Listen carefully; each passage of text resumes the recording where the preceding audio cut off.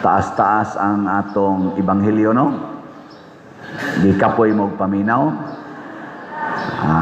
Di mo kapuyo, no? Kaya mura man siya og teleserye. Ang pipila ka mga importanteng punto sa atong ebanghelyo o sa pagbasa, kinig yung tubig. Tubig. Nagkinahanglan gitag tubig. Sa unang pagbasa, nangita silang tubig. Nya sa atong ebanghelyo, diya si babaeng mukalos og tubig. Si Jesus at nangayog tubig. Nya si Jesus, niingon siya, na ako'y tubig nga lahi sa inyong tubig. Nya makainom mo aning tubiga, di na mo uhawon. Di na sad mo mamatay. Giling niya imong tupad. Ing na nakainom nakas tubig ni Jesus. Ing na ba? Ing na nakainom naka. Oy, panglingi mo ba? Asa mo manlingi? Igo ra gani kung nipalingi ninyo nga ing na ba nakainom na bakas tubig ni Jesus?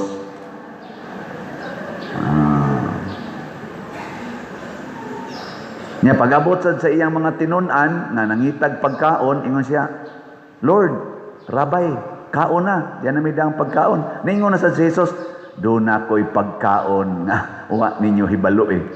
Ingon siya, oh, nihatagan baka nis babae ka? Kanira bang mga pari, no? Nagsunod na ba ni Jesus? Mo na, babae yung magsigig dool na mo.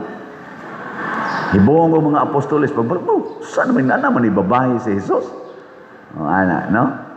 O na nga, niingon sa si Jesus, ay mo paghuna-huna, nagitagaan ko sa babae, ang pagkaon nga akong dala, mao ang kabubuton sa akong amahan. Ang pagtuman sa iyang kabubuton, mao'y akong pagkaon. So, ang iyang pagkaon, ang kabubuton sa amahan. Unsa may iyang tubig? Siyempre, kaon na ito, ngitag tubig. Matod pa niya ang espiritu o ang kamatuoran. Muna'y tubig, espiritu o kamatuoran. Pag ingos babae, Lord, tagai ko anang imong tubig. Giing na dahil Jesus, kuha ditong imong bana. Huwag man ko'y bana. Daghan man kay dinhing, nga naigi kadog, unya uway bana. Lingi ay mong tupad, ingna na kay bana, ingna na kay bana. Ingon si Jesus, husto nang imong gisulti kay kalima naman ka na minyo. Gapuli-puli daing bana di ay nya kanang imong kapuyo karon di na nimo bana, nganong di man bana, kabit ra di ito. So, ambot wa ba kay nanimba ron nga siging kinabitay. Wa ba kay nanimba ron dinhi territorial og online nga gasigig puyo-puyo. No?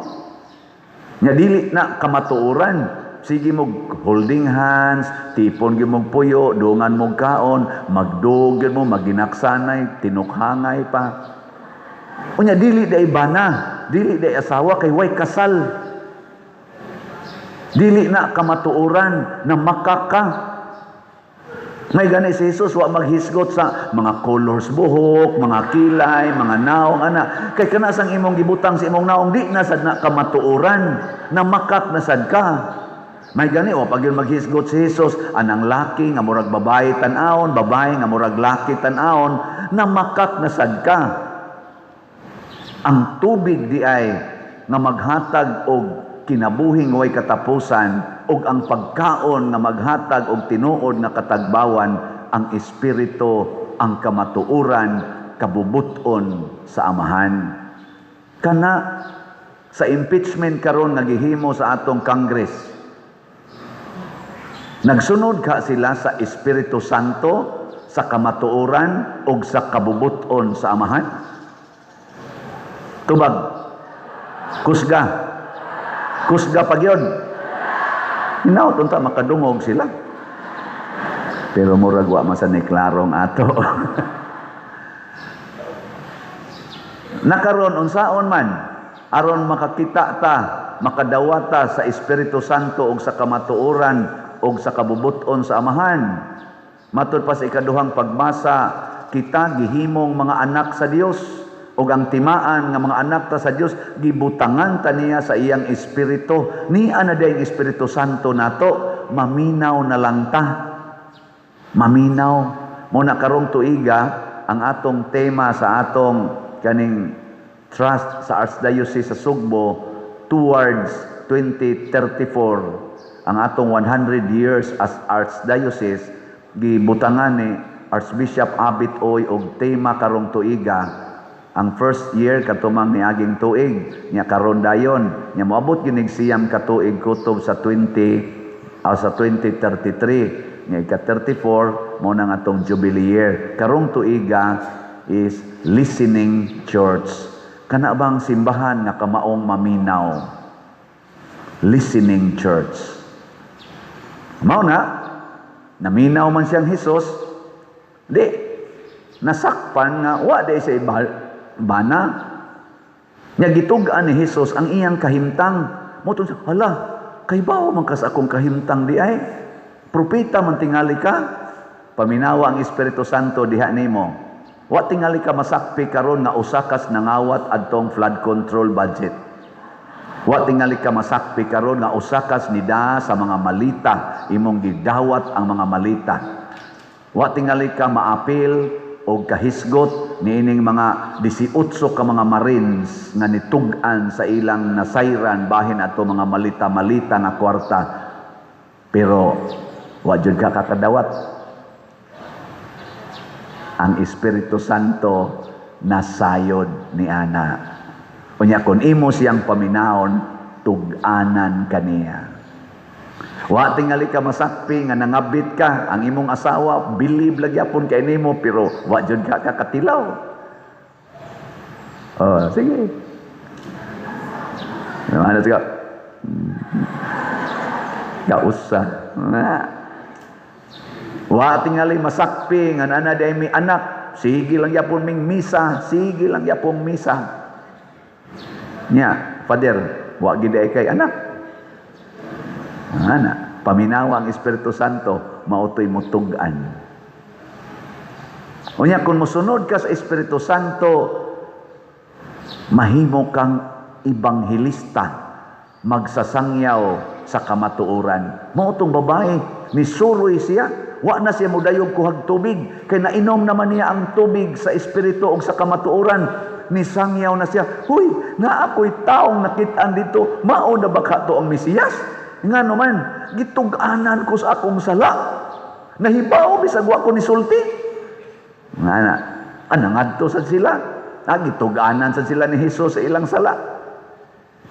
Og naingon na sila, mituo namin nga siya gyud ang Mesiyas. Pero dili tungod nimong babayhana ka, tungod kay amo na gyud siyang nabati. Mga igsoon, mahimo unta tang mensahero sa kamatuoran ug sa presensya sa Ginoo.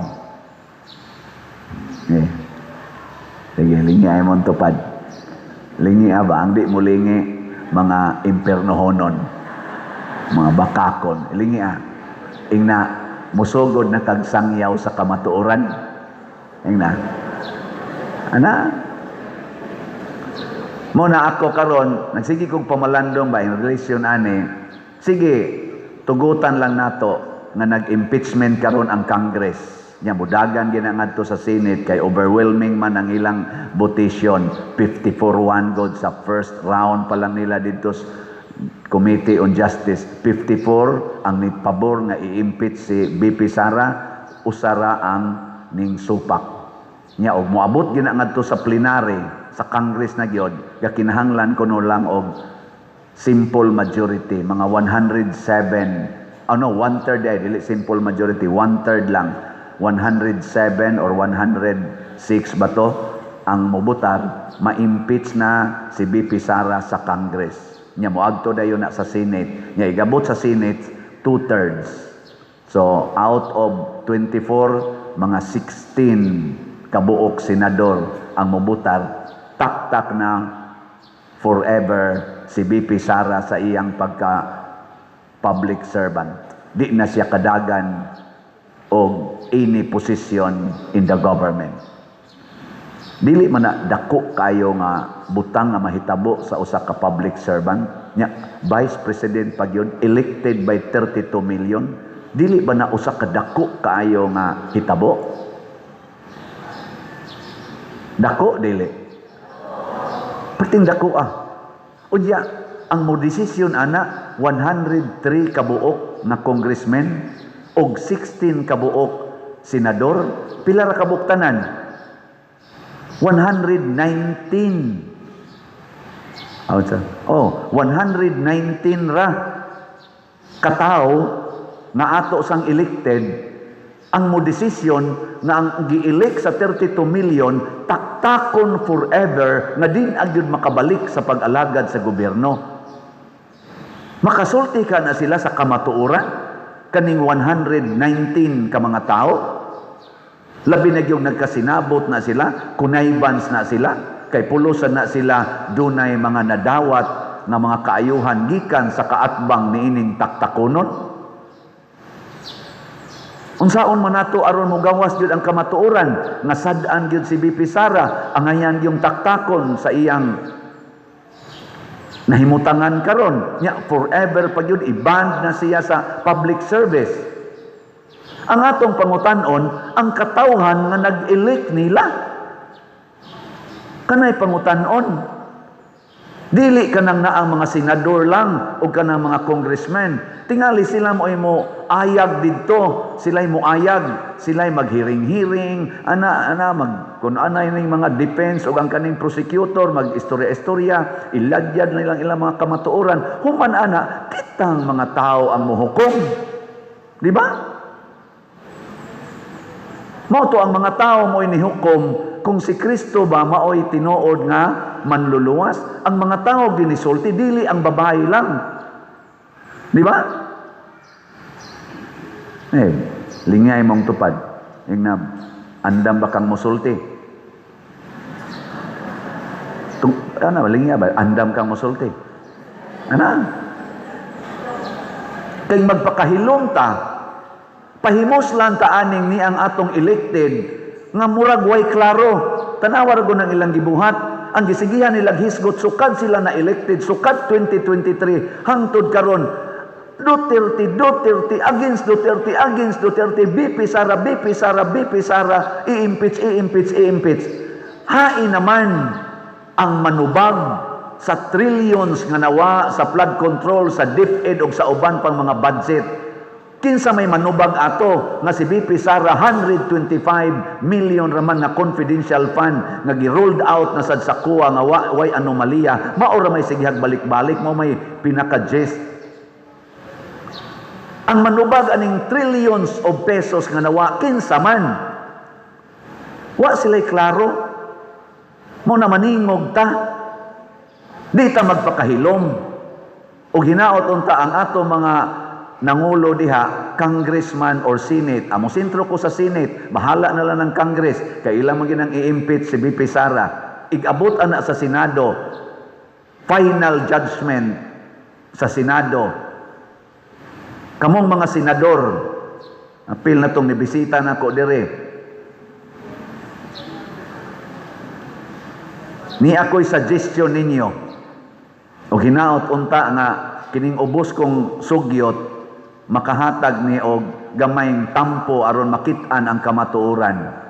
Unsa may akong sugyot, bunga nis akong pamalandong kagabi o kaniyang kaadlawon in relation sa atong gospel, ang espiritu sa santo ug ang kamatuoran ug kabubuton sa Dios.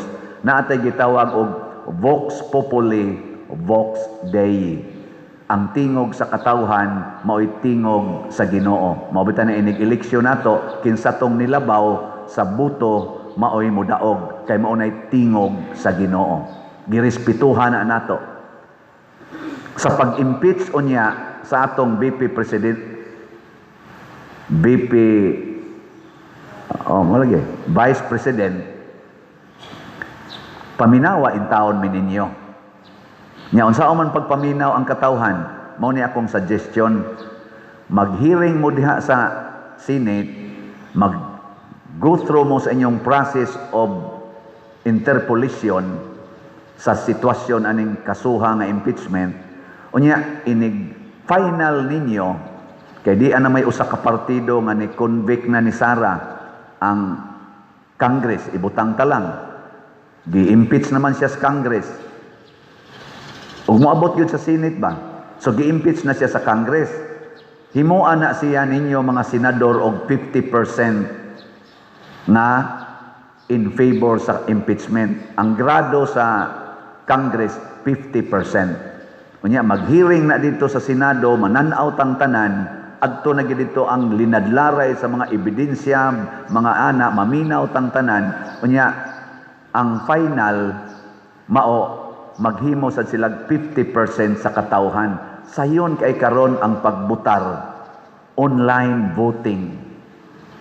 Online voting, mag-design lang na ang Senate og online platform unya agrihan sa prosecutor side og sa defense side unya plus independent nga kana ganing agency nga maayong mo kulit aning niang mo verify sa pagka-genuine aning mga butar online.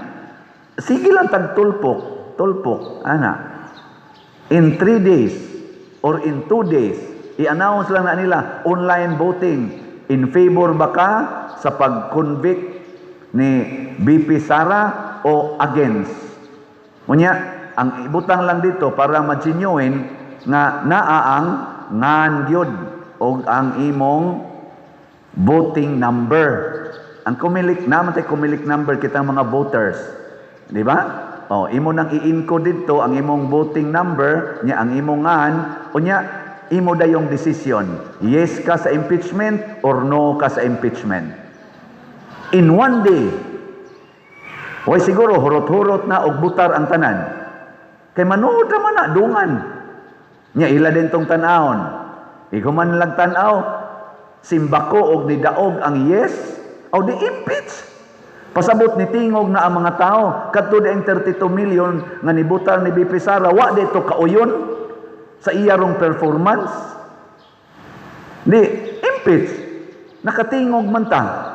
O sa ato pa, positive sa Congress, impeach. Positive sa mga tao, impeach. Ang mo desisyon, kay sila may korte ang Senate, sila mo desisyon based aning maong ebidensya. O niyag simba ko ron, nagka-kontra sa Congress na impeach si Sara. Sa mga tao, no ang ni daog. O, sao maruna?